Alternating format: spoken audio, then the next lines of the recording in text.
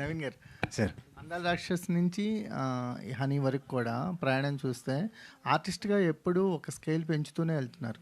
అంటే కొన్ని characters connect అవ్వకపోయినా నవీన్ చంద్ర బాగా చేయలేదు అనేది ఇప్పటివరకు లేదు. కొన్ని కనెక్ట్ అవుతాయి, కొన్ని కనెక్ట్ అవ్వవు. ఒక స్కేల్లో పెట్టాలంటే హనీ మిమ్మల్ని ఆర్టిస్ట్గా ఎంత పుష్ చేసింది? మీ కెరియర్లో హనీ ప్లేస్ ఎక్కడ ఉంటుంది? సార్ చేసిన ఫిల్మోగ్రఫీలో కొన్ని సినిమాలు గుర్తున్నాయి, కొన్ని సినిమాలు గుర్తుండవు. బట్ నా అదృష్టం ఏంటి, నేను ఏ సినిమాలు చేసినా ఆ సినిమా తాలూకు క్యారెక్టర్ చాలామందికి గుర్తుండిపోయింది. సో అది నేను అదృష్టంగా భావిస్తాను ఫస్ట్ థింగ్. అండ్ సార్ ప్రతి సినిమాకి ఒక్కొక్క కొత్త కొత్త డైరెక్టర్, కొత్త కొత్త టెక్నీషియన్స్ అండ్ టీమ్ మీట్ అవుతూనే ఉంటాం. ఆ ప్రెజెంటేషన్ ఉంటుంది కదండి, దట్ రియలీ ఎక్సైట్స్ మీ.